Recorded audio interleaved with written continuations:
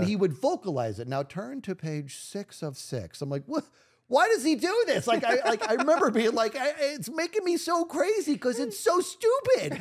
Like, you know what I mean? Welcome back to the show. There's no telling where we'll go. So come and share a laugh on the Imp and Skizz podcast. Well, everybody knows we've known each other for a long time. Yeah. So long. We met each other in high school. You were about to graduate when we met. But our fun stories mainly from college, I think. Yeah, that's fair. Yeah. We didn't get a lot. I mean, high school was fun. We did our marching band thing. But in college, that's when you and I really got a chance to become friends and get to know each other and live the college life. It wasn't like the normal college life. We went to like a technical trade school. You know, we weren't like at a big university in a dorm together or anything like that. But we still managed to kind of have the college experience. Yeah, we tried our best. Tried our best. No, I wouldn't say that. Yeah, we tried our best to have fun. To make sure. Yeah, exactly. But it was graduate, I guess. Yeah, and we've told some of these stories before, but it's always been sort of in reference to or in passing or a little piece of a college story. And this podcast is about college. It's like quite literally just about those. We got a lot of fun stories from those days that I think people would enjoy listening to, and just maybe don't want to do what we did. Yeah, you know. Not all of our stories are going to be fun, but they weren't very academic. In nature. That's unfortunately very true. I mean, we did all right. It's like we got through it. We got through it. We got good grades. Yeah. No, we can tell some stories about how we managed to get through it. Barely. But I mean, just going back, the way it started, me and you even going to the school together was, you know, we were both kind of floundering around after high school trying to figure out what to do with our lives. And I had a stint up at Northern Arizona University and decided it wasn't for me. It just wasn't for me. I guess I couldn't stand the snow or something. I don't know. But so I gave up on that and we tried a community college and it was just kind of meh. And then there was that moment where we were sitting in my driveway. Yep. And we've told this story before, I'm sure, but we were sitting in our driveway and in my driveway, and it was like we were both hungry. It was lunchtime. And we could have done the typical thing, which was go to Barro's and get some pizza, because that's what we did pretty much every day at that time. Yep. But we looked at each other. You said, you know, there was a school that I've been thinking about. What do you think about going and getting a tour of it? And so we had to make that decision. Do we go take a tour of the school and maybe enroll together, or do we go get Barro's, get some pizza? And we actually turned down pizza, which is still amazing to this day. Yeah. I don't know how we decided to go to the school. But we did. We went. We took the tour. We're going to leave the name of the school out of it because it doesn't matter. The references to the stories. We don't want to throw anybody under the bus. Right. Yes, we had some negative experiences, but it wasn't a reflection of the school. It was a reflection of a handful of people. So we're not going to taint the name of the school. Exactly. Yeah. So we'll leave that out. But we ended up going. The tour was great. We decided to pull the trigger, and next thing you know, we're going to school again together, which was crazy. And we ended up, you the first year, I think you stayed at my parents' house. Was it the first? I think the first. I don't know if it was the first year or first semester or trimester, because we went year round. But I stayed with you for a little bit just to make things easier, right? Because we had to go to school early. Yeah, that's all it was. It wasn't. Yeah, it was to make things. We were a lot of our schedule was lined up, and it was like we were ending up in the same building. Like we were even working together for a little bit there, but we're ending up in the same place over and over again throughout the week. Let's every just day live together for a little bit. Yeah, we had the exact same class schedule, I think, because we were both going for the same degree. So 100%. You and I never had a class there that you weren't in. And the same the other way. It was great. Like our degree was the same, and so we basically were inseparable at that point in time because we'd go to school together, then come home to the same house. You were living in it was the room you stayed in was my bedroom when I was a kid, when I was young. Because I didn't know that. Yeah, because I have an older sister, and she stayed in one bedroom. And then she had the bigger bedroom, you know, the older kid, and you got the cooler bedroom usually, right? And so when she moved out, I took her room.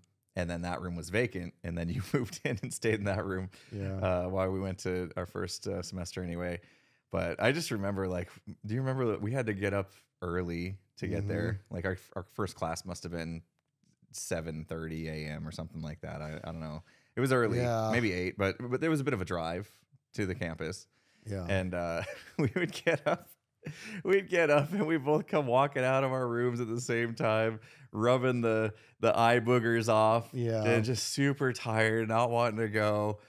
And do you remember that day? I turned on music, right? Yeah. And it was guano apes. It was guano apes. Open your eyes. Exactly. Yeah. It was so fitting because like that's what we were trying to do. We woke up. Yeah. We're trying to open our eyes to get the day going. Yeah. And we're just like, oh, just zombies going to the bathroom to get ready, and then like the song kicks in, and we just start moshing in the bathroom. It was 6 a.m. Start like throwing you into the wall, and just like smashing into each other because that music that song in particular you can't listen to and not just want to push somebody. It builds. Yeah. So that was hilarious. I remember that, and I just knew, man, it was going to be a fun experience. But it was a grueling. It was a grueling few years for us. I mean, because it was a lot of work. Like we really had to keep our heads down and just get through it. And it wasn't easy because I don't know if this is the way college is meant to be, but it's almost like they structure it so the knowledge isn't just given to you. You have to figure out how to get it. Right. And I think you touch on a good point there because since it was a university, but it wasn't like a not conventional, but not a traditional university, right? Didn't have the sports and stuff like that. So I don't know. If it did have a sports team, it would have been the worst sports team ever because there's a bunch of nerds. Yeah, it was a tech school. I mean, what do you want to say? Somebody would have been okay at something, but it was. I'm with you, right? In a traditional university, is it really up to the student as much as it was to learn the stuff? Like it came down to it. A lot of our instructors that were centered around what our degree was, they didn't know what they were doing. Like that sucked. That sucked. Yeah. Now our core classes, they were fine. You know what I mean? We had math classes and there was even a psych class and stuff like that. Those instructors were great, right? All the prerequisite classes, if you will. Yeah. Yeah. The core studies, but our stuff, like we were there for computers and every time, like there was not one instructor that was, whether we were talking about networking or infrastructure or whatever class we were in at the time, there was not one instructor where I was like, this dude knows what he's doing. Yeah. Like every time I'm like, this person doesn't know anything. Yeah. I've never bought into that saying that those who can't teach, because I think that's just a horrible way to generalize teachers. But in that specific instance, it fit like those, like our Java teacher in particular sticks into my mind as being one that was just clueless. So clueless. So bad. But we were excited. We were excited to get into these classes and learn this stuff. So excited. So we did have a friend that went to school with us, a buddy from your childhood, right? Yep. That you grew up with and decided to join us. And he would always give us crap. Because we would come to school, all excited, and we'd go in and we'd sit in the front row, and he's just looking at us like, "What are you guys doing?" We wanted to do well. Yeah, we wanted to, and we're throwing our elbows up. We're gonna be studious, and we're gonna pay attention. We're gonna hang on every word. I'm gonna raise my hand and answer questions. And I'm gonna get straight A's. This is embarrassing. And so we get to you and I sit in the front, and he's like, "Well, I'll see you in the back in a week." You know? And so he goes and sits in the back because he's laid back. Kind of you could deem him as a slacker. He comes off as a slacker, but not necessarily. He's not. Anyway, so we're in the front. I remember we're in the front and things are going okay, but the teacher's kind of bad. And next thing you know, you and I catch a sniff of the worst smell in the world. Teacher wouldn't stop pooping on us. Oh my God. The teacher had the worst gas. Like, and it was constant. They can't make stink bombs worse than this. It was so bad that we were like gagging. Yeah. So our friend was very wrong about seeing us in a week because we were in the back within minutes. I know. And he's like, "What's going on? You guys didn't last long." And we're like, "Dude, that teacher smells so bad. He keeps farting and it's so rank." Oh my gosh, that was the worst. So bad. That was like that. I remember being like, this is not the college experience I thought it was going to be. Right. You know, I want to I want to have fun, and I want to learn what I'm going to learn. And I did go into that school thinking the instructors were going to be good and that we were going to learn stuff. But those who can't teach, that only holds true in certain facets of content, right? So in this world, in the tech world, if you can do it, you're going to go work in the industry because you're going to make 10 times the amount of money as you are teaching it, right? So obviously you're not going to choose teaching over it. You're not over going and making a lot of money. So they find themselves in this world because they really just couldn't cut it. They couldn't cut it. So and now they're leading classrooms because you're not going to find people to teach the class who actually know how to do the stuff. Yeah. That doesn't like all the other, I shouldn't say all the other, but all other classes and courses. There's a different vibe there. The teachers are like, they're immersed in whatever their craft is, whether it's English or history or whatever. They're immersed. They have a passion for it. There's no such thing as I'm a history teacher. And I mean, I could be making a lot more money as a history buff over here. Yeah. If you're a published author, maybe, but it's not going to happen. Yeah. But in this world, whether it's programming or it's infrastructure, the world is hungry for that skill set. So you're going to go do that unless you can't. And if you can't, then you're going to teach it. Yeah. So that's why I think it was just, and it took us a while to learn it, but I think that we learned a valuable lesson that I still apply today. Nothing's ever just going to be handed to you. It's just that you got to go get it. You just have to go get it. And that's something that I've applied to my work. I can actually be grateful to this school for this, because at work, when there's something that's, hard to do or whatever, and nobody has the answer, I know all it really takes is just stay at it. You'll figure it out. Use the resources that are available to you. Don't stop, stuff like that. And I think that's a skill set that we learned because it sucks so bad. Yeah. I mean, you kind of, the whole sink or swim thing, if you're going to swim, then you have to be self-motivated to do the work, and go figure it out. I think I probably went to the bookstore and got Java for Dummies that day or something. I'm going to figure this out without my teacher because he's pretty much trash. So we learned quickly, maybe if we go sit in his classroom for an hour and smell his farts and don't actually learn anything, maybe there's something better we can do with our time. Luckily for us, that class was early enough in the day that we decided we would actually get more done by going to McDonald's and getting breakfast. Yeah. So because that would at least give us some nourishment to get through the rest of the classes, which weren't a complete waste of our time. So that was kind of nice. Get better at our foosball game. Oh, dude, they had foosball. Yeah. That's right. We would get I'm pretty sure I'd always get the same thing, like the egg breakfast sandwich and the hash brown and an orange juice. And then we'd eat and we'd play foosball for whatever time we had left. Yep. And it was McDonald's, so there was a big Grimace next to the foosball table that I always high five every time I scored a goal on the foosball. I hated it. I ended up hating Grimace because he was on your side. You'd scored, you would turn around and jump up and smack the wall and high five Grimace like you just said. But I'd be like, I hated losing at anything back then. I just get so mad. So yeah, we typically just ditched classes to go get breakfast, but it was worth it. I mean, we got through it. I don't remember what my grade was in that class, but it's probably an A. I mean, we did fine. That actually wasn't our first programming class. Our first one was Visual Basic. Yes. And that teacher actually was good. He was good. I didn't correct you when you said they were all bad, but there was that one good teacher. And I remember the lesson I learned from him early on was the mnemonics, or what is it called when he would mnemonics? Yeah. So there was a guy named Roman in our class, and he was teaching us. We're like, how do you remember everybody's name after the first day? And he's like, oh, I use this mnemonics device. And so I look at him, and he's a big guy, and he reminds me of a big Roman soldier, I do remember that. And so now I know his name is Roman, and I was like, whoa, that is so smart. I didn't actually apply that to my life. I still suck at names, but I thought that was smart at the time. Yeah.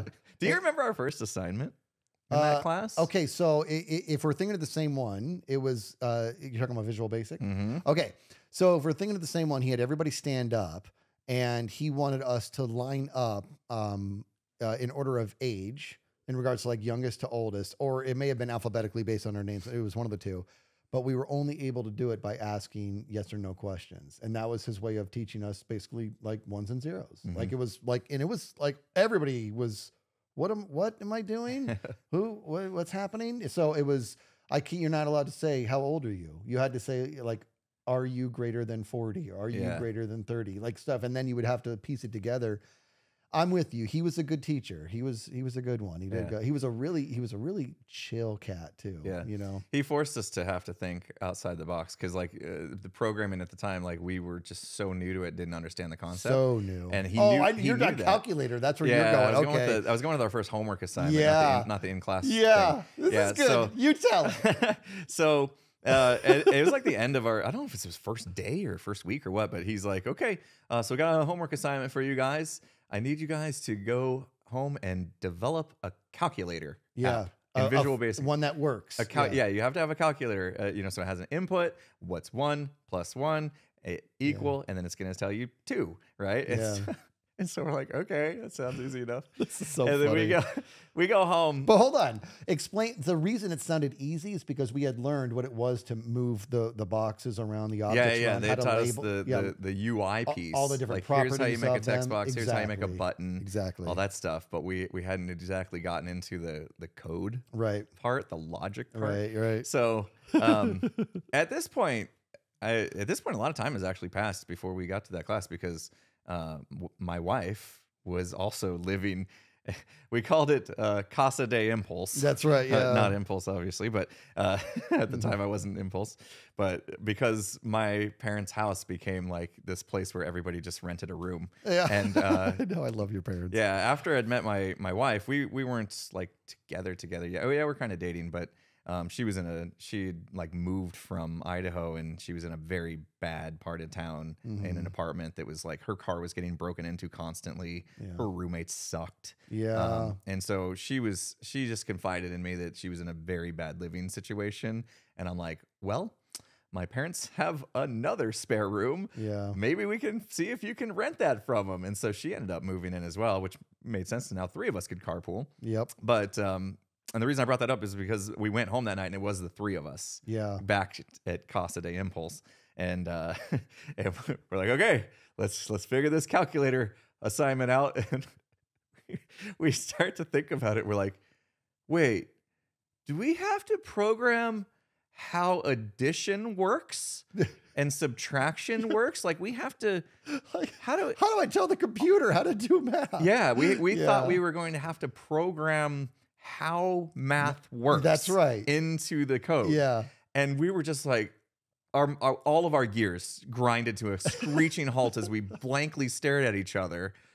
And then somehow we figured out, like, actually, no, if you do 1 + 1 =, the code knows to generate 2. It's got built in somewhere under the hood. Code knows how to do that. The Visual Basic code knows how to do that. It's part of the framework. We didn't know that. Like, he didn't explain that. We didn't know. We just stared at our screens. We're like, a very long time. We were super frustrated. Yeah, because so for both of us at that time, not understanding something was a foreign concept. Yeah. It really was. Like, it wasn't like we were just good at everything, but it was everything that we had been exposed to in our life from a fundamental standpoint. We were just instantly good at. We got the basics of anything and everything really quickly. This was the only time where both of our wheels just went, and we were just like, wait a minute, what am I doing? Like you said, am I inventing math? Like, this is a big assignment for our first one. And I remember it finally dawned on, I don't even know which one of us it dawned on, but I was like, I think we need to assign all these different buttons their own values, and we need to write the code so that it takes that value and plugs it into a variable. So we had variable A, we had variable B. If you push this button, assign it to variable A. If you push that button, whatever. Yeah. And then next thing you know, we're like, oh, this is easy. And it was it was so hard to begin with. Once we realized that we didn't have to tell it how addition works, it was like, oh, okay. All right, thank you. Meanwhile, the computer's looking at us and he's like, I'm a computer, right? You don't have to redesign math. I'm a processing unit. I know what I'm doing. That was fun though. I mean, that got us on our journey as far as learning how logic and code works. And I was gonna say we did have a few other good teachers. I think it was classic ASP. Maybe she wasn't that good. We just really liked her. Do you remember her? Yes. Was this? I'm trying not to say names. I don't remember her name, but is this where That's a Good Question Newman comes from? Was it Yeah. her? Yeah. She was funny. She like was we cool. knew that we could like kind of razz her a little bit and she could take it and she'd roll with it. Yeah. And so we'd get a little rowdy in her classroom. I even bummed cigarettes off her. That was back when I was smoking. And I mean, this is a billion years ago, obviously, but I would even bum, and she was cool, and we would hang out, and she was chill. You know what I mean? And she was pretty good. We had her twice, dude. We had her. Yeah, we did have her twice. I think did we have her for Excel? Is that a thing? I don't know. See, I was thinking this was forever ago. It feels like, but I was like, how were we doing Visual Basic and my wife was already living in my parents' house, and wouldn't that have been like the first week we were at school? There's no way I moved fast in getting that relationship going, but I didn't think I was that fast. I was like, hi, my name is Impulse, and now you're living at my house. Yeah. It's like, it didn't hurt to happen that way. Pretty forward. No. So I remember, this is actually a good talk to have, because when we're streaming, we say this a lot, where you say, that's a good question, Newman. And we've never really explained where it comes from. So it comes from this. So class. This is a good story. Let's see. So Newman was a guy in our class, and that was his last name, I think. Who cares? I think you're right. Yeah. I think it was his last name. So everybody called him Newman. He was a good dude. And he didn't do anything wrong. So we're clear. But essentially, this is what the teacher had showed us something like in Excel. She had it up on the big screen, and she's like, and if you do this, and you click this and hold down Control, then this happens, right? And we're all, oh yes, great. Yeah. Like, who cares? We were feeling a little saucy that day, or something, right? And so we took this really boring Excel class and decided, you know what? Let's over celebrate everything she does. Yeah, and then she says, if you do Control A and do in Format Paint or something to that effect, and you right click, look what happens. And it was cool or whatever, but we're just like, oh my, yes. And we're standing up, and I just started, doing this. And every people in class, they start doing it. So now we're just pumping it. Now she's laughing. She's like, just would you sit down? So we sit down, and then she does something else. We pop up, freaking out. And she's even laughing. And then finally we're like, we got to calm it down. So we calm it down, and now we're back into serious mode. And Newman asked a question. It's a legit question, but all he did was ask a question to her. And I stood up, that's a good question, Newman. Good question. And everybody pops up, good question, Newman. Crowd goes wild. I mean, that had to have been awesome, though, if you're thinking about it now, for the teacher, right? I agree. Because her entire day was probably the same boring, deliver this to the class, and everybody's there just maybe paying attention, glossed over, whatever. And then we get there and we get a little rowdy and have some fun, and all of a sudden, I bet you anything she went home that day with a smile on her face. Yeah. Like, that was a fun class. Yeah, she was cool. Yeah, she was cool. I'm really glad you're bringing this up, because it wasn't like every teacher was bad. I made that sound way worse than it was. She was good. We had plenty of good. I guess it's just there was a handful of bad instructors that really kind of just stuck with me, and so that was unfair. Yeah, that's the thing is you think back, our Java instructor, our networking instructor. I mean, there was ones that were just like, why are you here? Yeah, you're sucking the soul. Your soul's gone, obviously. It's now you're sucking the soul out of every kid that comes in here, and we're paying for this. Yeah, like a lot of money. Yeah. Like, what is happening here? So, you were always one to stand up for, and you still are, stand up for your beliefs. And when it got really bad, you actually went to the dean and let the dean know. I had to. Like, look, this is what's going on in your classrooms.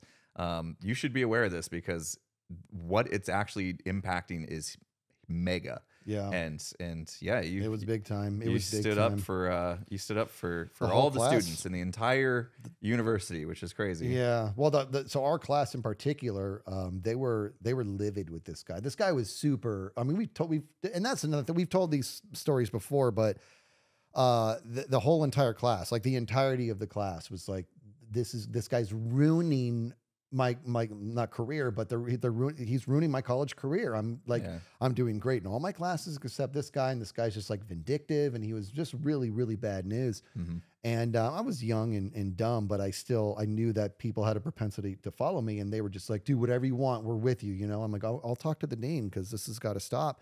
And I credit the dean to this, man. we come in and it was like, it wasn't mob mentality. It wasn't like that. But there was a bunch of us, and I said, I'd like to talk to the dean about one of the instructors. Now, I was very young, and I didn't know there's a better way to do this. And the dean comes out of his office, and he sees this mob. And I to this day, this moment inspires me, the way he handled it. He said, he goes, I'll talk to one of you. And one person behind me is like, we're all here for the same thing. And he goes, I'll talk to one of you. Like he said, it was very direct. And and so I said, all right, guys, go just hang out in the lobby. So I went in and talked to him, and it was a good talk. And it was an interesting one, because what he needs to do is he needs to back his staff. He does. I know this now. I'm an older guy now, you know what I mean? But that's what his job needs to be, to back his staff, to have a strong front. But there's only so much you can do when I'm bringing you this much evidence. You can't sit idle on it. You know what I mean? It was like very, very, very bad. And so he finally, I remember to this day, he put me to the test.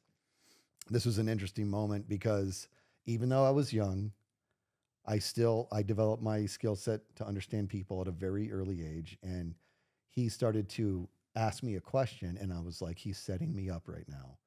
And I knew, and I don't remember what it was, but I was like, if I answer this honestly, here's what's going to happen. It's going to make me look bad if I answer this honestly.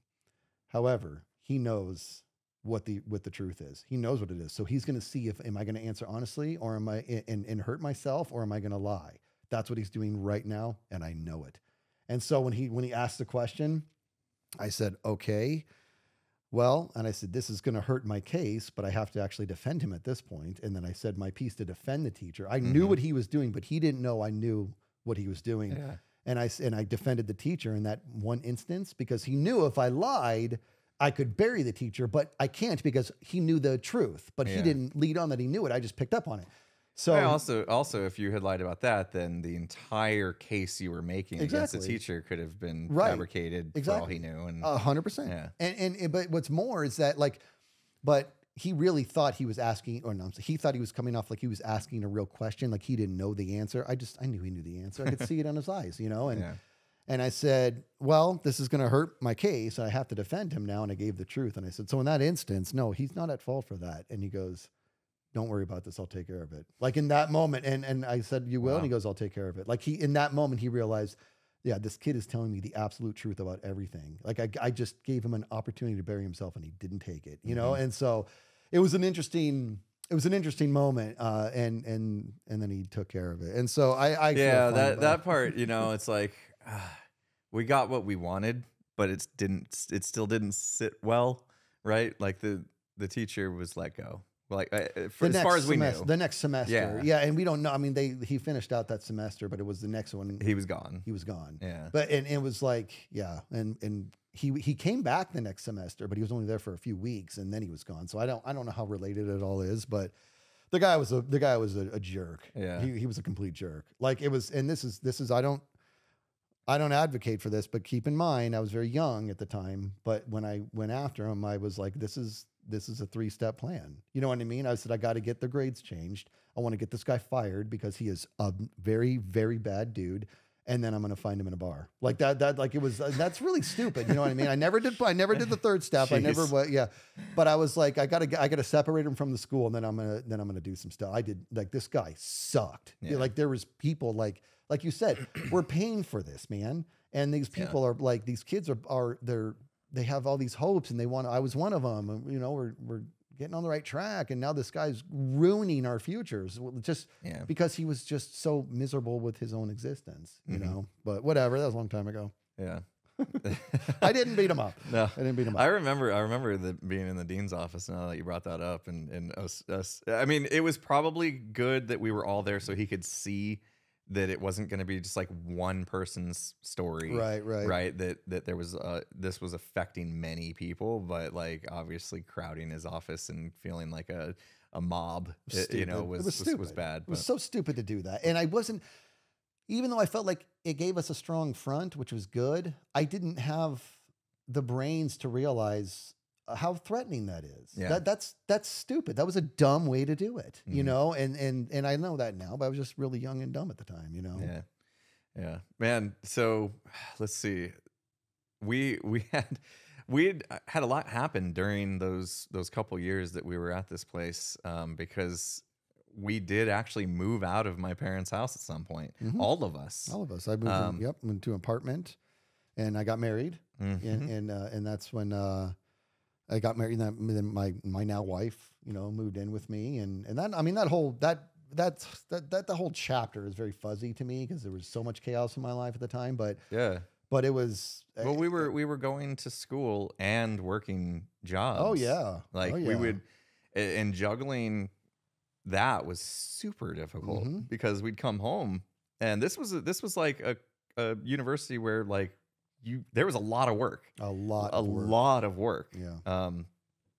So we would have hours of homework, and on top of that, have to maintain a job because even when we're living with my parents, like it wasn't free. Like they charge rent. It wasn't a lot. My parents were very cool about it. Oh, it's super cool. But we still had to pay rent to stay there, and we still had to like buy our own food and gas. Did you pay rent? Yeah, I did. I did not know that. Yeah. I don't know. Well, not until my wife moved in. Oh, then gotcha. We kind of paid rent. Gotcha. Okay. Once we kind of shared the space. Yeah. So I understand. Which I like. My parents were really cool about that. Like letting me stay with my girlfriend in the same place, well, in their funny, house. It's weird. Well, once your girlfriend, who's now your wife, moved in, that's when I went to. So my wife and I were not married at the time, but we were engaged.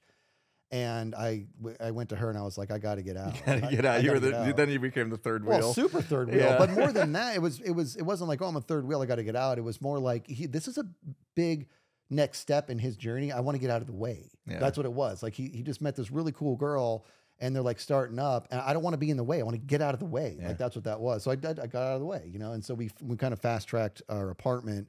But she didn't move in until we got married. So I was living by myself for a very short stint there. But that apartment also became a really good study zone. You know what I mean? Like you would come, and just say his name, Drew is the other buddy. And you both would come over and we would just study for hours, dude. And that went on, that apartment was a good study zone for a long time there. Yeah. Jeez, I forgot about that. Speaking of getting out of the way, like we skipped over how I even met my wife.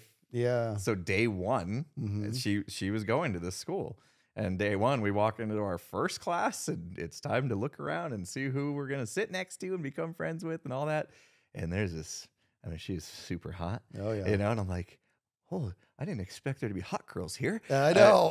Like my eyes are lighting up. I'm like, whoa, there's hot girls in a tech school. Dude, I remember I almost said to her, you're in the wrong place. Yeah.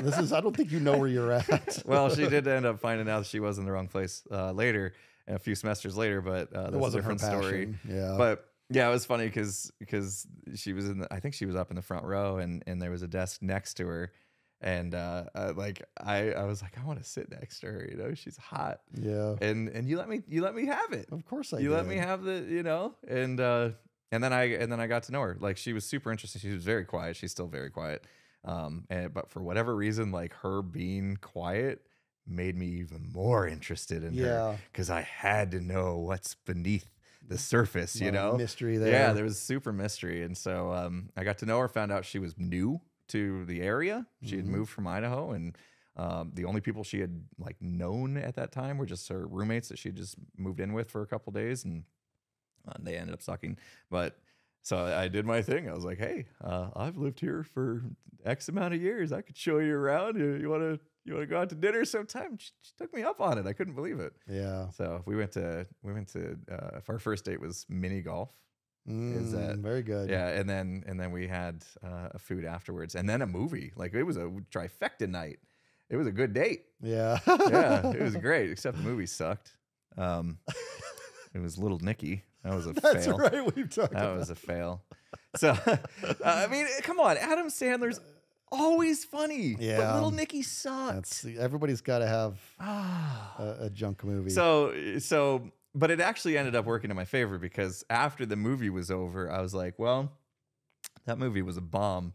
I'd like to make it up to you. Let's try this again and pick a better movie. That's good. And move. so she took me up on a second date where we went and saw Charlie's Angels, and that was much better.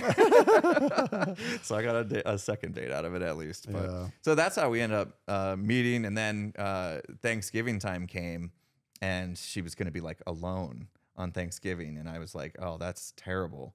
And so I asked my parents, I was like, hey, do we got room at the table for one more? And they're like, sure, what's going on? I was like, oh, this girl, you know, she doesn't really have anybody to spend Thanksgiving with. And my parents are like, oh, I think we know what's up. Yeah. You know?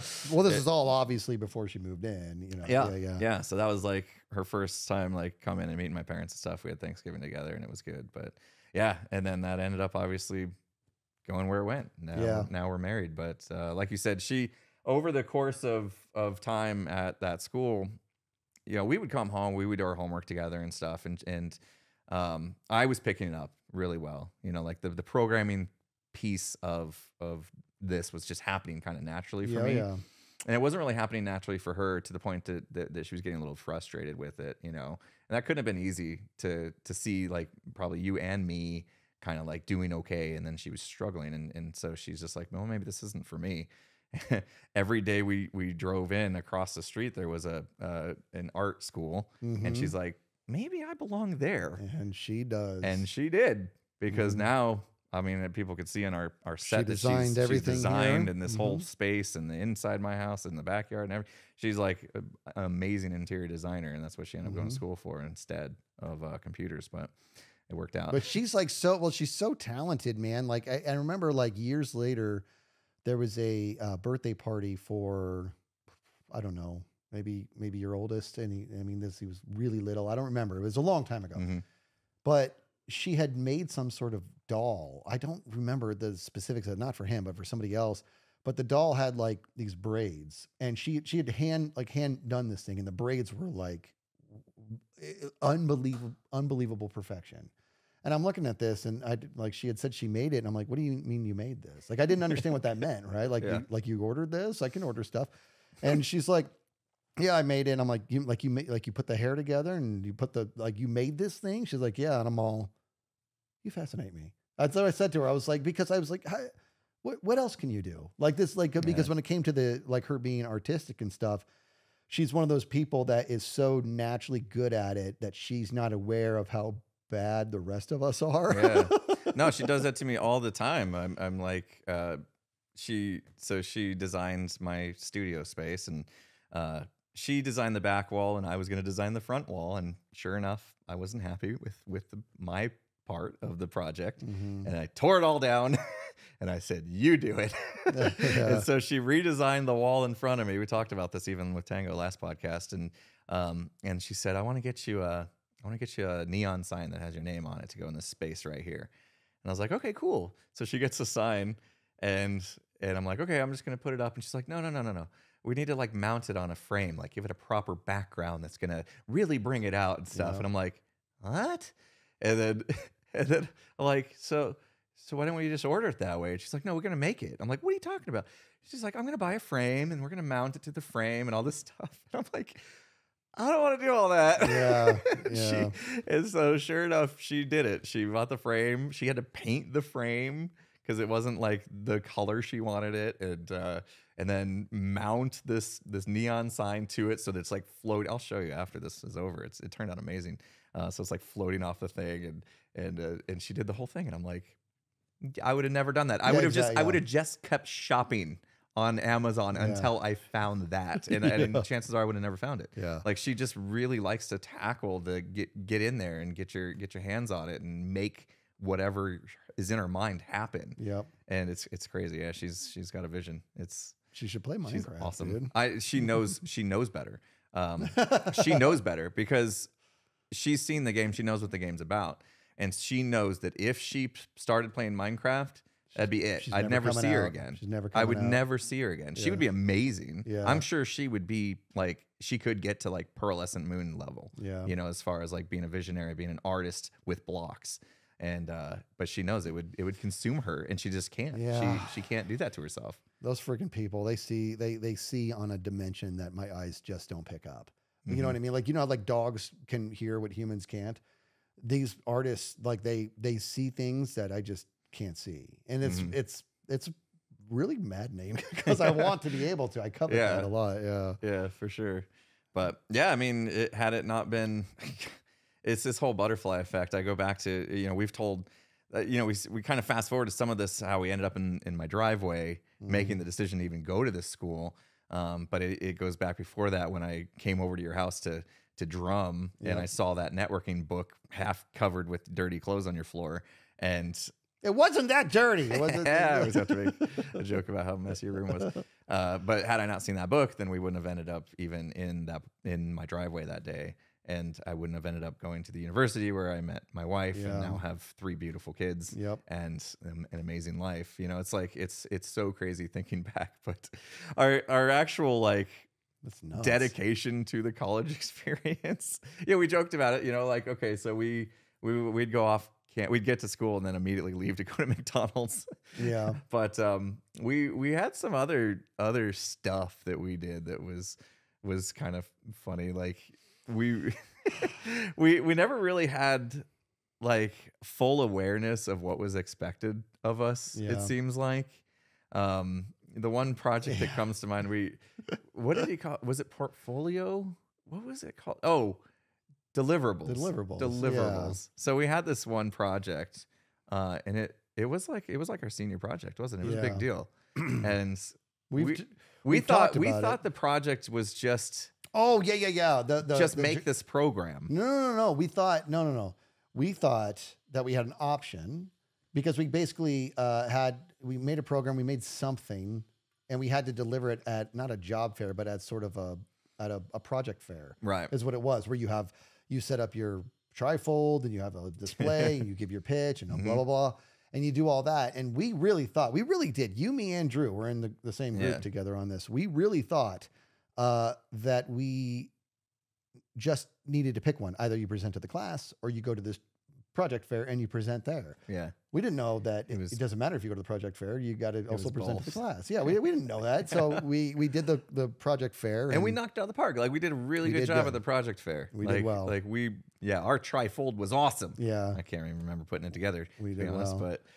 But then we were supposed to present to the class and we were on the schedule and everything. And not only did not all 3 of us not know we needed to do this, you and I didn't even go to class. Didn't go to class that day. Went to McDonald's. The day we were scheduled to present. Yeah, but Drew walks in, and as he walks in, the whole class is there because he happened to walk in at the very moment that we were supposed to be presenting. And Drew walks in, and the whole class is looking at him. They're all, "Are you ready?" He's all, "Ready for what?" And they're all, "To present." And he goes, and so he starts dancing. He's like, "Is this okay?" Like, and he just kind of backs out of the class. And then you and I show up, and this is when we were all really into Office Space.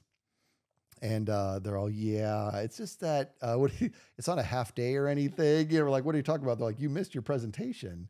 And we're like, "What?" And Drew's like, "Dude, that was really embarrassing. I was all by myself, and apparently we're supposed to be presenting." Yeah. And then do you remember how the teacher was gracious enough to give us another date? He's like, "Okay, sorry, okay, I'll let you guys slide on this one. We'll reschedule for come back." And so we're like, "Okay, all right, we're gonna come back. We're gonna actually go this time." Yeah, that's a good start. Yeah, thumbs up. And this is so we show up. Now we're ready. We show up, and there's no class. It's just a professor. Yeah. He just like, "I'll stay after school or whatever." Yeah, and hear you out. Set this up just for us. What a cool thing to do. So we walk in, and he's there, and we go up to the thing, and here's what we had in our mind. We thought we were just going to represent the project fair. The trifold and whatever. We thought we were just going to walk him through it again. You're skipping over a really big piece. The first time Drew was there, we didn't show up. When we rescheduled, we showed up. Drew didn't show up. Oh, I forgot that Drew didn't show up. Yeah, I'm sitting there and I'm calling him. I mean, this was like, I'm like, and he's, you overslept or whatever. Okay, now go. So we walk in and we're thinking it's one thing. And so we're like, okay. So we're just, so now we're actually asking him because we weren't sure. So we're just, supposed to show you our presentation from the project fair. And he's like, "Well, let's start with your deliverables." And we're like, "What? What? Deliverables? What's that?" He's like, your binder of deliverables." And we're like, "Oh, we don't have that. What are you talking about?" And he face palmed harder than I've ever seen anybody face palm in my entire life. Both hands, so embarrassing, starting at the top of his face and then slowly sliding down his face, pulling his face down. Yeah. Ooh. Yeah. Like you just did, it was audible. Yeah. Yeah, you actually made that noise. Yeah. And I felt like a piece of shit. Yeah. You can bleep that out if you need to. You went for it. But man, yeah, I was like, so I am the dumb. worst student ever. What are we doing here? I know. We don't belong. We're gonna fail. We're not gonna make it. We're not gonna make it. This is where we actually get kicked out. It was the worst, and we ended up like, I don't know how we got through it somehow. We did something, and then I did it for a while, and then you took over. Now you got to remember, when Drew didn't show up, I was like, can we reschedule? And he's like, no, you cannot. And I said, so what's going to happen to Drew? And he goes, he's going to get docked. I remember this. He's like, you guys, he's like, here's your choices. The two of you can present right now and get your grade, or not present, and I'm docking all three of you. I'm like, good. So I'm calling Drew. I don't want Drew to suffer. I'm calling him. Can't get him to show up. And we do our thing, and I'm doing my piece of it, and then you take over for a little bit. I don't remember the specifics, but I'm like, he was on his laptop the whole time. I'm like, I kind of want to see what kind of notes he's taking, because I'm really embarrassed right now. Mm-hmm. And I kind of sneak over to get a little look at his laptop, and he's playing Minesweeper. I'm all, oh, okay, we completely lost this guy. I was like, yeah, we deserve it. We deserve it. We were just, that's an embarrassing, because he was not a bad guy. He was a good guy. Yeah. No, I liked him. Yeah. But yeah, he definitely, oh man. You know, that was funny, because that made me think of, you had a thing with teachers where you would always find, I always have trouble with this word, idiosyncrasies. Idiosyncrasies, yeah. That's a tough word. Yeah. And so every teacher, you would like, I wouldn't notice things, but then you would point it out, and it would ruin me. Like the second you pointed out like that hey, you ever watch this teacher? Anytime they tell you a new point or whatever, they make a point, they clap their hands and they go, right, right. And they clap their hands. But every time he does it, his watch clasp comes undone. Every time. So every time he goes, right, claps his hands and then fixes his watch clasp. And it happens every single time. I'm like, what are you talking about? Yeah. Was that him? Was it that No, guy? that was a different teacher. Okay. But from then on out, I didn't hear a word of any lecture he ever did. All I could focus on was him clapping his hands and fixing his watch clasp over and over again, every single class. And it was never the word right. It was, that's how he said it. He couldn't even say the word right, like all the way. Yeah. It was just a noise. And he would, like you said, clap and then the clasp. But it was like, I think he enjoyed, the present, like the way he looked when he was fixing his watch. I think he thought it looked cool. So I think when he would clap on purpose in hopes that it would unclasp so that he had a chance to fix it. But he did it so much. I'm like, dude. And I loved pointing that stuff out to you. Yeah. And the more you expressed to me that you hated it when I did that, the more I'm gonna do it. Yeah. Never tell Skizz you don't like something, because then he's just gonna do it. I gotta razz you. You hate it. There was another one. There was another. Oh boy, what was there was another teacher that had. It wasn't an idiosyncrasy, but this guy, it was like the whole. I don't remember what this class was, but he gave us a packet, and I remember.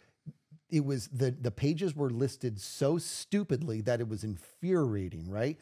If he gave us a package that was 10 pages, you should just have it pages 1, 2, 3, 4, 5, 6, 7, 8, 9, 10. If you have to do X of Y, fine, page 1 of 10, page 2 of 10, page 3 of 10, that's okay too. I know that seems a little bit over the top. But his page 1, if it was 10 pages, page 1 was page 1 of 1. Yeah. And page 2 was page 2 of 2. Yeah. And page 7 of 7. Yeah. And he would vocalize it. Now turn to page 6 of 6. I'm like, what? Why does he do this? Like I remember being like, it's making me so crazy because it's so stupid. Like, you know what I mean? I remember I brought it up to you, and you're like, yeah, what is this? And I was like, I can't get over it. Like, I don't know. Is he testing us? Maybe like. If I say, hey, teacher, what are you doing? Is he going to be like, why did it take this long for one of you to point out how dumb this is? He wasn't the psych teacher, right? No. The psychology teacher might have messed with us that way. If it was him, who, by the way, our psychology teacher was the best teacher. One of my favorite teachers of all time. Yeah. Of all time. I still think about him. I do too. Yeah. Yeah, I could say his name. I'm not going to say his name. I remember his name. He was literally that dude was well ahead of his time. Oh, easily. Well ahead of his time. Like he was calling things out to happen later and down the road. Let's talk about here it. we are today. Let's talk marijuana. Okay, yeah, let's go into it. Yeah, so he's talking about marijuana, and he was saying, he goes, now you have to understand, he says the legality of something has no basis as to whether or not it is a good, inherently good or bad thing. And he goes, let's talk about the fact that marijuana is illegal. This was a long time ago. It's not anymore, but it was illegal. It still is illegal in some places. In some places, but it's for the most. It's one of those things. I don't. Whatever. It's super legal compared to what it was back then. And he says he starts talking about some statistics with marijuana. He's like, it's nobody has ever OD'd on THC. It's not a thing. And he goes in, it's not an addictive thing. It can be behaviorally addictive, but it's not an addictive substance in the classic sense of like alcohol, which is an addictive substance. He goes, now the thing about alcohol, he said, alcoholics are born alcoholics. He goes, it's in your DNA, whether or not you have the propensity to latch on to alcohol. It's why it runs in families, and he's, when you talk about the deaths and the tragedies that have ensued because of abuse of alcohol, and you compare it to like marijuana, he's like, they're not even on the same ballpark, and so he had that, and he goes, it'll be legal. Marijuana will be legal. It'll come. And he's like, so, and we're like, are you a pothead? He's like, no. And he's like, I'm just telling you, he was talking about societal norms as well. Yeah. He used that as an example. Right. And he was cool. But if you remember, I think we've talked about this story too. This is one of my favorite ones too. The whole class, he asked us a question. It was more about societal norms. It was another day. And he says, what would you guys think of me if I was dating like a 25-year-old, right? And he wasn't. He was a married dude. He was just talking to me like, and I'm looking at him and I'm thinking, all of us had him like, maybe he's 35, 36, like maybe around there. And I'm thinking, I mean, there's an age difference there. All of us are thinking the same thing. Maybe there's an age difference there. And I mean, it's not a huge age difference. I mean, how do I really feel about this? I mean, I don't know. That's not the biggest deal in the world. And the whole class is pondering this. And he goes, now keep in mind, I'm about to turn 50. And everybody's all, what? Yeah. And now I that derailed the entire conversation, because now everybody's like, how are you 50? You look like you're 35. Yeah. Yeah. Tell me what you're doing. Do I need to start smoking marijuana? He said he wasn't a pothead. You said that, but no, yeah. I mean, it was one of those moments where I was like, oh, I am doing things wrong with my life, because obviously he has found the fountain of youth. Yeah. And man, he was just so insightful, so cool. He was like that was God, what a mixed bag this whole experience was, because we went from the teacher that was stinking up the room and delivering nothing to this like amazing psychology teacher that taught us lessons that we still carry to this day. Yeah. Like that experience is so crazy. Yeah. You can walk out of one classroom that's garbage and walk into one that's just like so enlightening. Yep. In the same building. Like, how does that happen? I don't know, man. And he was just so good, and I enjoyed that. I mean, I've always really enjoyed psychology and sociology. That's true too. Yeah, it's been like in fact that was the second time I took that class, because I took it before at another school, and I got like a 97 in it, and I did well, but it for some reason didn't transfer for some reason. College credit stuff is weird. Yeah, it's just like, it's super weird. So I found out I had to take it again, and you should be like, I already took this class, but I was like, okay, because I just like it so much. And so him and we got along really, really well. I was able to hang out after class and just ask him things that were sort of on my mind, and he entertained every single one of them. He was never like, I got to get going. You know what I mean? We would talk, and he was just so cool. And look at me now. Look how old I am, and I still remember him. Look at the impact that he had. Mm-hmm. You know what I mean? Like that was actually, I did a going deep one time about imprinting, be very cognizant of what you're saying, because you don't know when you are or you're not imprinting. And this is a positive version of, so we should do a podcast on this eventually, but this is a positive version of it to where he imprinted in a very big way on my life. You know, he was great, man. I'm grateful for him. Yeah, me too. Yeah. That was an amazing class. Unfortunately, at that point in time, I remember my wife had already left that school for the Art Institute. So, she didn't get a chance to go through that, because she would have liked that too. She's big into that stuff, but that was such a good experience. You can't not like him. He was so wonderful. So was our math teacher too. I liked him a lot too. I could say his name too, and I won't. I know his first and last name. Yeah, his name, but I remember his face. Yeah, he was the guy. He looked like a math teacher. You know what I mean? He was a quintessential math teacher. He was like, his symmetry was like, he looked like a cartoon. He was like a perfect like square head and all this, and he was a really, really good. He was a really good math teacher, but I also really like math. You know what I mean? So, you know, I did great in his class. You did great in his class. But it was hard. Like the math he was teaching, it wasn't like the simple math. It was harder. It was hard. Well, we had him twice. One was for like some sort of algebra class, and then like a year later we had him for statistics. And that statistics one was kind of tough. It was tough, but it was he did so such a good job of explaining how things work that we got it. Yep. And I apply a lot of that today in poker, believe it or not. Oh, wow. When I'm playing poker and I'm pretty confident on where I stand, you know what I mean? I'm able to work out the odds of what I need in order to overcome my opponent. Now, if I don't have a good read on my opponent, it doesn't matter. But when I'm very confident, when I'm looking at what happened and how they're betting and all this, and I'm like, yeah, they have top pair right now. They have me beat, but I have 6 outs. I have 6 outs in the next turn or river that's going to overtake them. And 6 times 4, this is 24%. I'm 1 in 4. So based on their betting, I'm gonna know how, you know what I mean? Like this is, so my brothers get annoyed. They're like, you do too much math. I'm like, it's not all math. Math is like a very, very slight influencer in my poker play. It's very slight, you know what I mean? But you still got to know where you stand, you know what I mean? And so that, like that class, like statistics, really rubbed me right. I enjoyed, because statistics is a form of fortune telling. It just is. Yeah. You know what I mean? It's like statistics and probability is what it was, right? And it's a form of using the numbers and that exists in the ether to your advantage to make the best predictions that you possibly can. And you're not going to always be right, but it's a fun game. You know what I mean? It's fun. It's fun to play with. It's interesting to think. So we're talking about our experiences and like what we still took with us out of the college experience or just school in general. Like a lot of people think that you retain like nothing. You know what I mean? Yeah. Like oh, school's it's pencil whipping, right? Like just get through it, get your degree or whatever, and then you get a job. And what you actually learn in school is not going to be useful. And in some parts, they're right. There's a lot of stuff in school that I learned and I never actually need in my everyday life. But then there is stuff like what you just talked about. Yep. It's like, man, okay, so there is merit in getting through school and getting that education, and you know, whether it's high school or college or whatever.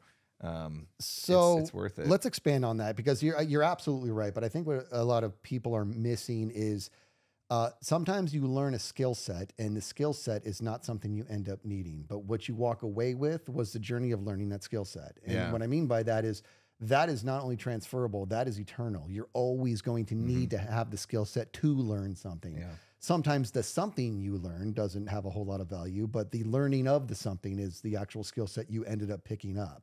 And that's what I mean, how like today, you know what I mean? Are you still like, I mean, you'd think I'd be super established in my job now to where there's nothing left to learn. That couldn't be further from the truth. Still need to learn, still need to do it. So that's what I think like we mostly walk out with. Yeah. I mean, we ripped on the Java teacher pretty hard, but I learned a lot from that because I learned how to go figure things out on my own. You learned how to learn. Yeah. Yeah. I learned like, okay, if I'm not going to get spoon fed, I have to man up and go get books, go to the internet, go figure this out, go dive in and spend some extra time on it to teach myself. Yep. And in doing so, that actually like trained a work ethic into me that I didn't have already. Yeah. Like, and it was because that teacher sucked so bad. Yeah. But it was still valuable experience, which is crazy to think. Yeah. He stunk. I know. My father-in-law asked me one time, he says, because him and I have a lot of really cool talks, and he asked me, do you think teachers should teach their students what to think? And I said, I do not. I think teachers need to teach their students how to think. Yeah. You know, and that's because that's what makes my wife so admirable in my eyes, is that that's how when she teaches things, like she does her thing. But when it's not a charged conversation, but when it's something a little bit out of the context, she's like, but don't believe me because I'm saying it. You know what I mean? She's like, you don't believe what I'm saying. Go do your own research. And when you do research who you're getting this research from. Consider the source. And so there's a lot of merit behind the critical thinking. We actually had a class at the school that was critical thinking, and that was me up. That was one of my most favorite classes of all time. That was the class that had the question that messed us up, right? Yeah, but so the premise of critical thinking is it's taking words and turning them into numbers to actually almost mathematically work out the legitimacy of what somebody is saying, right? Mm-hmm. So the classic one is when it rains, the porch gets wet. Okay, well, the porch is wet, so it must have rained. That's a fallacy. That's the whole premise of it, right? Because something. So if the phrase, and it helps you actually with programming too, right? But if it rains, the porch gets wet. That means that when it rains, you can safely assume the porch is wet. But if the porch is wet, you cannot assume that it rained, right? Mm-hmm. And so that's like the bare bones of it. So it gets a lot more. This is when they talked about, like, I think the phrasing was like modus tonans and modus ponens. Like, they're all these different. I don't know how you remember all this. Because I really enjoyed it. It's gone. It's not in my brain. Yeah, I see. And I really enjoyed it. But wow. But it's became so innate with me that sometimes, and I don't debate or argue. I've talked about this. Don't converse to win or whatever. But there's times where you have to work something out with somebody, you know, at work, and they'll say something that it's a fallacy. They don't know it is. They're not classically trained like that. This sounds, forgive me for how arrogant this sounds. That's not how I'm trying to come off here. But they'll say something and I'll say, that's not necessarily true. You know what I mean? And I'm not trying to rival them. I'm saying, hold on for a second. And I pause. I'm like, let's pump the brakes. You're really hitching your wagon to this being an absolute, but let's break it down because it's not. This is chance. You have to be aware of that. And so it helps us, you know, do that and have that level of conversation. But when people aren't A, taught how to think, or B, I just have to say it, lack the capacity to, then it's a dangerous world that they live in, because then they become somebody who will just open up wide and swallow whatever's in front of them. Yeah, that is dangerous. That's very dangerous. Yeah. It's very dangerous. And so to that effect, everybody listening, don't believe me because I'm saying it. Go, you know what I mean? I might be saying it in a way that's compelling and you're going to believe me, and that's great, but go do your own research. You know, you have to. Maynard, speak for yourself, question authority. Yep. There's that line in there, and that's, you know, in a roundabout way, kind of what you're saying. It is. Yeah. He's talking about all the different authorities. He's talking about government bodies. He's talking about the church. He's talking about all that, and just believing or disbelieving one of them, that's also not an absolute. Just because the government is. This is just an example, but the government's going to do something it's a big old lie. It doesn't mean every government in the history of mankind has been full of crap. It doesn't mean that. Yeah. It means not even that government is, but that government at that particular time on that particular topic blew it.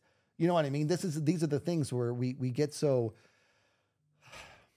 charged, and we just commit to a certain ideology, and we just dig in. It's like, hold on, stay open-minded. Like, stay as open-minded as you can, because it's going to be so derailing when you're so convinced of A, and then B happens. You're like, what? And it's because you dug in. Nothing's permanent. Nothing's locked in. And these are the lessons I walked away from college with, is because of some of those awesome teachers. Yeah. Critical thinking was great.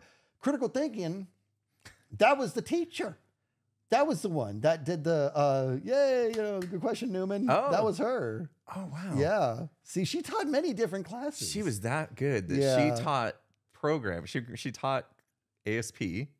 Classic ASP. I know for a fact she was our classic ASP teacher. Yeah. Because she was so good that I immediately started programming an application for the job I was in. Oh, wow. Like in classic ASP. Like during that class, as I was learning it from her, I started developing an application.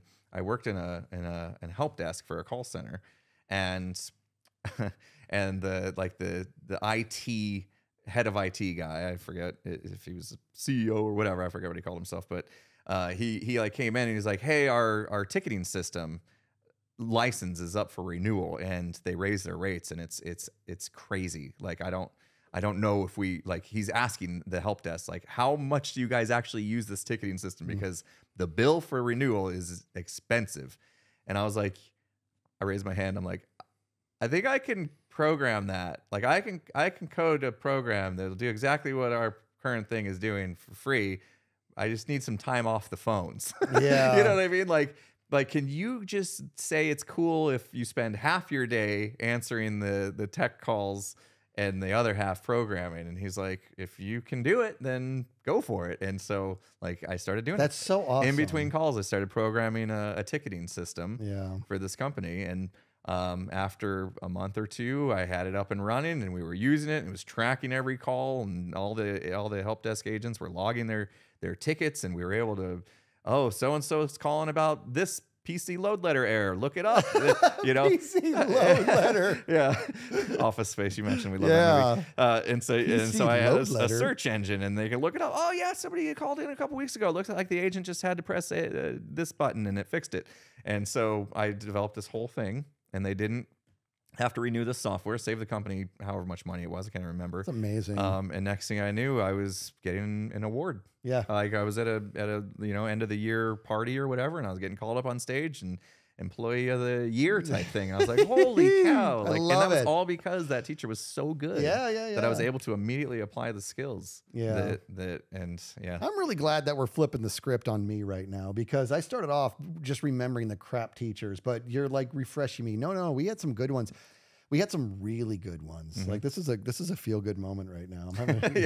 Yeah, it is funny how, like, but when we think back, the first things that come to mind are those negative experiences. Unfortunately. And then you start digging, you're like, oh wait, actually, I mean, it was awesome. I met my wife there. We got some really good teachers that we learned a lot from, and here we are today. I mean, without that experience, we wouldn't be sitting here today. Yeah, you know, it's the butterfly effect as well. It really is. Yeah, we've told a lot of the other crazy stories, you know, like how we ditched class to go drinking that one time. I think we told that. Come on. I think we told that on a podcast already, so we can skip that one. You guys will have to go digging for it. It's in one of our 33 podcasts. It might even be the first one. How'd we get here? Probably, how'd we get here? We kind of like just skipped through years and like grabbed little pieces. So we probably talked about it in that one. But and then maybe it was the leadership one.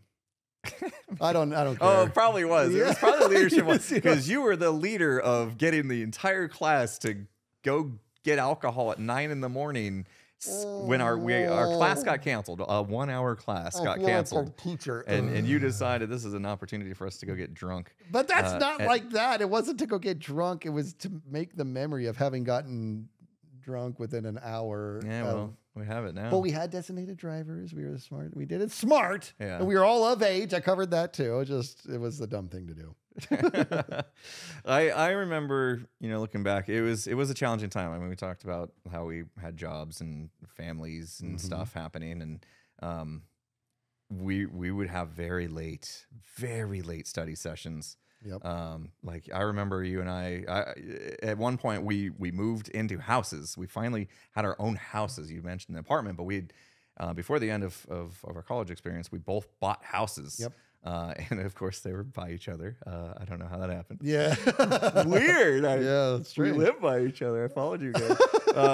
But you were just down the street, so I'd drive over and we'd be up studying until 2 a.m. or whatever, and we knew we got to be up the next morning. 7 a.m. Got to make sure we're on our way to school. Go get your 4 hours of sleep. Yeah, see you tomorrow. Exhausting. And we'd carpool, which was smart. So I remember one day I came over and I was like in your driveway and I'm like looking at my watch. It's after 7. Come on, where's he at? Hey, we're gonna be late, man. Come on, where you at? Not coming out. And so I like trying to text you, trying to call you, nothing. And I was like, I'm not putting up with this.